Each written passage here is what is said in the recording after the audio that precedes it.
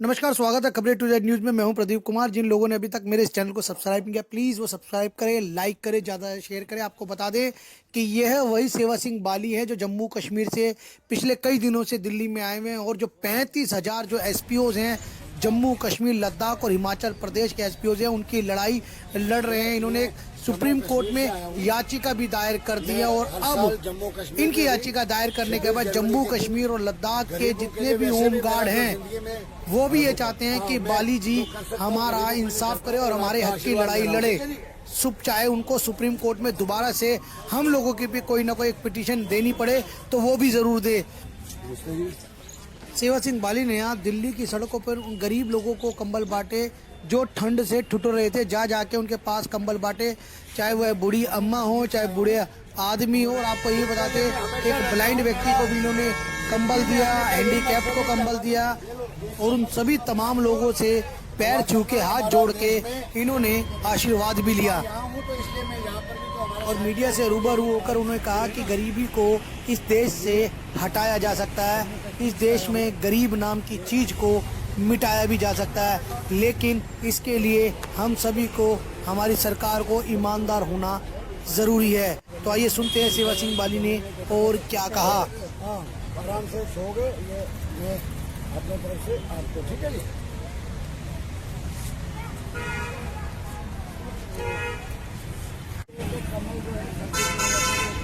लोगों को कंबल बांटे, क्या सोच के बांटा, क्या था आपके मन में कि इन गरीब लोगों को कंबल बांटे जाएं?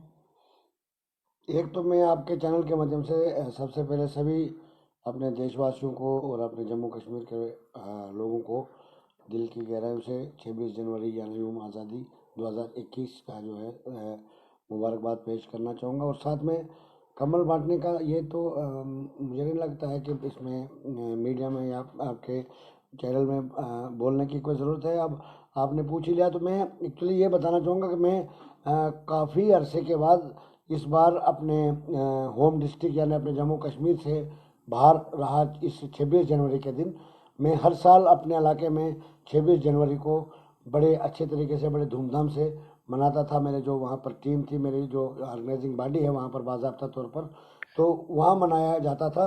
तो अब मैं यहाँ पर एक आवाज़ को लेकर आया हूँ, एक फरियाद को लेकर आया हूँ। उसमें मुझे लगा कि अगर मैं इन गरीबों के लिए कुछ कर सकूं, जो यहाँ पर लोग हैं गरीब है, ठंड बड़ी ज़बरदस्त मुझे महसूस हो रही थी, तो मेरे दिल में ये आया कि मैं 26 जनवरी को इस बार नए अंदाज में मनाऊंगा।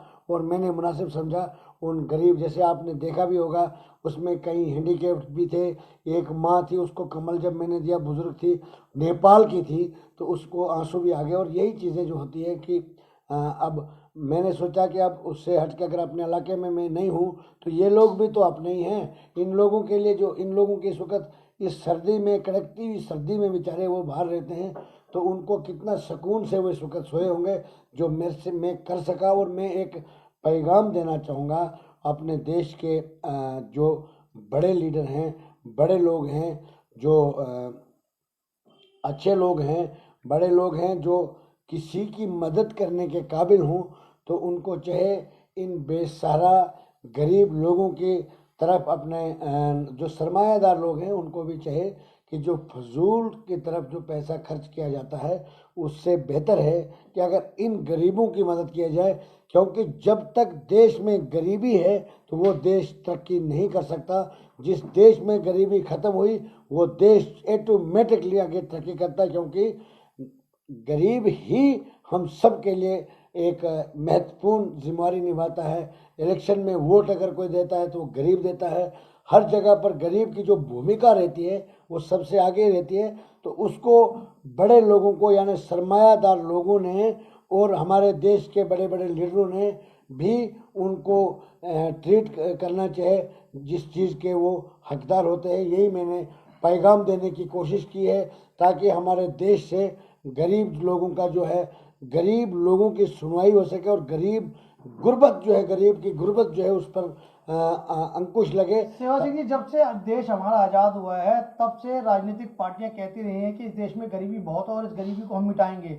आज आज़ादी के इतने सालों बाद भी देश की गरीबी मिटी नहीं। आपने भी खुद देखा इस चीज़ को और बड़े करीब से देखा, इस पे क्या कहेंगे?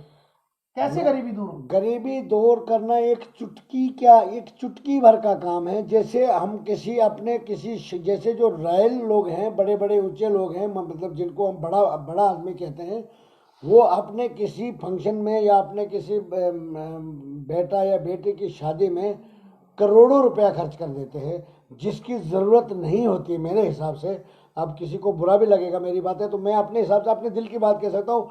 क्यों कह सकता हूँ कि हम आज़ाद हिंदुस्तान के शहरी हैं और हमें जमहूरियत ने ये ताकत दी है, ये इख्तियारात दिए हैं, ये हमें अपनी बात को कहने का अधिकार है हमारे पास। तब मैं ये कह रहा हूँ कि वही पैसा अगर गरीबों पर लगाया जाए तो मुझे नहीं लगता है कि हमारे देश में गरीबी रहेगी, क्योंकि जो लोग माया को जोड़ने लग जाता है तो वो जोड़ने ही लग जाता है। गरीब कहाँ से अमीर बनेगा बेचारा, उसको तो रोटी रोजी के लाले पड़े होते हैं। और हमारे बड़ी बड़ी पार्टियां होती है, कई जगह पर मैं देखता हूँ बर्थडे के नाम पे लाखों रुपया खर्च दिया जाता है। और बर्थडे का मैं मतलब, असली मतलब मैं आपकी जानकारी में बताना चाहूँ, बर्थडे का मतलब होता है कि हमारे लाइफ में से एक साल और कम हो गया। अगर हमारे लाइफ के 100 साल हैं, जब हमारा बर्थडे आता है तो उसका मतलब यह है कि एक साल मेरा और कम हो गया। तो उन चीज़ों से बेहतर है अगर उन गरीबों की तरफ तवज्जो दें, हम उन गरीबों को उतना मदद करें जितनी उस पर बेफजूल का खर्चा करेंगे तो उससे बेहतर है अगर वो पैसा उन लोगों को दिया जाए। गरीबी को दूर करना कोई बड़ी बात नहीं है। जो हमारे बड़े बड़े जो लीडर हैं इस वक्त, टॉप लीडर हैं, अच्छे भी लीडर हैं, वो सभी मिलके अगर देश में सही काम करें और सही जो आदमी जिस चीज़ का हकदार है उसको अगर अपना हक दिया जाए तो मुझे नहीं लगता है कि हमारे देश में ज़्यादा दिन गरीबी रह सकती है। उसको सिर्फ बयानों तक ही उसको गरीबी को ख़त्म किया गया है, उस पर अमली जामा पहनाने की कोशिश आज तक किसी ने नहीं की है। अगर जिस तरीके से मैंने सिर्फ 2-3 एग्जाम्पल आपको बताया तो आपको भी शायद लग रहा होगा ऐसा करने से देश की गरीबी दूर हो सकती है।